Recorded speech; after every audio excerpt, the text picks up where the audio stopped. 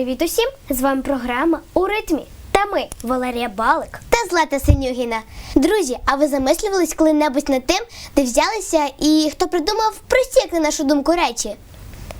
Лєра, що ти маєш на увазі? Ну, ось уяви, що одного ранку прокинувшись, ти помічаєш, що на твоїй кухні зник холодильник. Що? Невже ти ще віриш у домовиків? Ні, з чого ти взяла? Ну, на кухні може зникнути холодильник. І справді, здається, нестача такої простої речі. Це серйозно? Так, а якщо на вулиці 30 градусів тепла, а твоя мама приготувала твій улюблений борщик? Ти так хотіла його скуштувати на обід, але він прокис. Або кавун, якого я так люблю їсти охолодженим. Велика проблема. Ось і я про що. До речі, японська компанія минулого року презентувала на виставці холодильник майбутнього. Рухомий пристрій назвали Energy Movable Fridge. Холодильник може розпізнавати голос команди господаря. Завдяки цьому самостійно пересувається будинком. Не власник йдетиме до холодильника, а холодильник до власника. У начині Energy Movable Fridge вбудовані датчики глибини і лазерні сенсори, тому холодильник об'їжджатиме усі перешкоди. Крім того, пристрій надає інформацію про напої та радить, які закуски краще до них підійдуть. Ого, це і справді прорив у техніці. Друзі, а який холодильник вашої мрії? Про це нам розповість наш друг у рубриці «Власна думка». Дивимось! Усім привіт! Холодильник – один із найважливіших приборів у домі. Саме він забезпечує свіжість продуктів харчування. Люди давно пристосувалися зберігати продукти у холодному місці. Що тільки не придумали сучасні винахідники. А про який холодильник мрієте ви? І що ви змінили у сучасному холодильнику? Це вирішила дізнатися я, Вероніка Кучма. Який холодильник твоєї мрії? Мій, щоб був великий міні-бар, льод, щоб він через інтернет сам висилав продукти і був підключений до Wi-Fi. У тебе є вдома холодильник? Так, є. Що б ти хотів змінити у ньому? Щоб там було дуже багато їжі. Дуже! Нафантазуй свій холодильник і опиши нам. Щоб він був як трансформер, перетворявся в любі речі. От ти, наприклад, захотів PlayStation, тобі PlayStation, захотів якусь любу їжу, воно тобі начеклувало і зробило їжу. Який холодильник твоєї мрії? Опиши його. Я хочу, щоб там кожен день з'являлося якесь смачне. Морозиво, кекси. Хотіла, щоб він був планетного кольору і форми єдинорожки. Привіт, скажи, будь ласка, у тебе є вдома холодильник? Так. Що б ти хотіла змінити у ньому? Я би хотіла, щоб там завжди була їжа. Який холодильник твоєї мрії?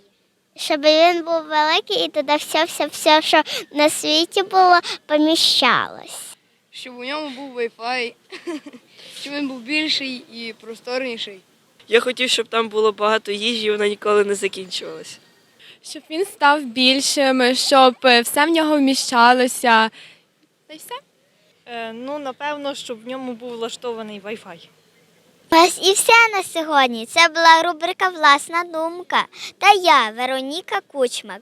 Зустрінемось, па-па! Я хочу сказати, що фантазії у наших друзів не бракує. Так, тим паче у сучасних холодильниках скільки всього. Як казав Шарік у мультику, там можна навіть жити. Друзі, а наша програма продовжується і на черзі рубрика «Цікава книга», адже саме вона розповідає нам найцікавіше. Дивимося. Привіт усім! З вами рубрика «Цікава книга» та я, Катерина Рахманська. Друзі, а ви любите читати книжки? Із появою різноманітних інтернет-ресурсів ми все рідше відкриваємо їх, навіть у школі. Але уявіть собі, скільки втрачаємо ми емоцій, переглянувши фільм, а не прочитавши книжку. У фільмі вже все продумано без нас. Ми бачимо героїв не тих, яких уявляємо, а тих, яких побачив в своїй уяві режисер. Усі відносини ми бачимо на екрані так, як їх змогли відіграти самі актори, а не так, як ми могли відчути їх самі. Не проблема, якщо це не дуже то цікаве оповідання. Але якщо мова йде про стосунки та відносини людей, то як у романі Елена Черса «Про що мовчать друзі», уяві людини немає меж. І повірте, прочитавши один раз книжку, ви зрозумієте, що це вдвічі краще, аніж подивитись фільм. Отож, останні місяці перед випускним у школі вони були надзвичайно насичені. Хтось хоче перетворити життя Елі Арчер у справжнє пекло. Саме в цей час на горизонті подій і з'являється дуже популярний хлопець, а разом з ним море проблем. І ще найкращий друг Еллі Саулер щось приховує. У кожного свої секрети, правда і брехня, дружба і любов. Чи зможуть вони залишитись кращими друзями назавжди, якщо між ними стільки таємниць і недоказаних слів? Про це ви дізнаєтесь, прочитавши чудовий роман Елена Черса «Про що мовчать друзі». Ну а з вами була я, Катерина Рахманська, та рубрика «Цікава книга». Приємного читання! Так, друзі часто мовчать, аби не створити для нас лишніх проблем. А я так не думаю. Мені здається, що між друзями не повинно бути жодних таємниць. А якщо розкриття тієї таємниці завдасть твоєму другу біль? На цю тему можна говорити вічно, і кожен з нас буде правий. Але у продовження теми дружби я знаю, що саме робить її міцнішою. І таємниці відкриваються, і проблеми вирішуються. Можна я вгадаю, що це? Подорожі. Вони надзвичайно зміцнюють дружбу. Правильно. Саме про них розповість нам рубрика «Навколо світу». Дивимось. Привіт усім! З вами рубрика «Навколо світу» та я, Богдан Скоробагатий. Сьогодні ми помандруємо до невеличкої країни у центрі Європи, але до найблагополучнішої країни у світі, про життя, у якій мріє багато іноземців. Це незрівнянна Швейцарія. Дівет Сіті – це те слово, яке найчастіше траплялося у путівниках і різних статтях про Швейцарію. І воно повністю передає сутність країн за площею, як Київська і половина Сумської області. Вона, однак, поєднує у собі 4 абсолютно різних спільноти – рето-романо, франко, німецько, італомовні, які не завжди розуміють одна одну. Тобто, по один бік річки можуть жити люди, які розмовляють французькою, а по інший бік – люди, які говорять незрозумілою для їх сусідів італійською. Тим не менше, узагальнювати Швейцарію чи виводити портрет типового швейцаря неможливо. Кожне місто має щось своє особливе. Тож давайте складемо разом умовний маршрут Швейцарією. І перша наша зупинка – Женева.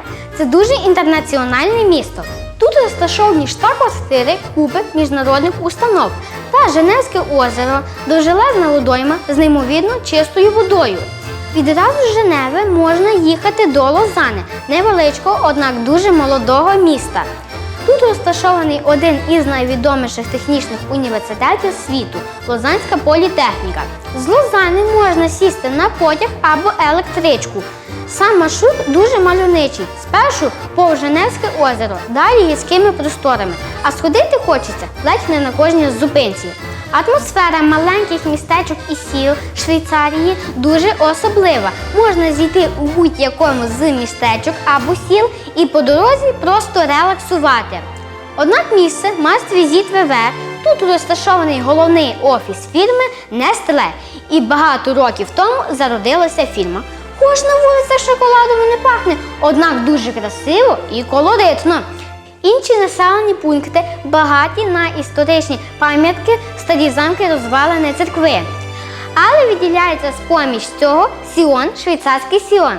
Раніше тут був потужний центр хрестоносців і досі в горах височіє їхній замок. А у мене все на сьогодні. Подорожуйте, відпочивайте, дізнавайтеся щоразу щось нове та цікаве. До зустрічі, па-па! Дякуємо рубриці «Навколо світу». Надзвичайно цікава країна Швейцарія. Мрію туди поїхати на екскурсію. Це через шоколад і фабрику Нестле? І через шоколад, і через Альпи, і подивитися на фіолетових корів.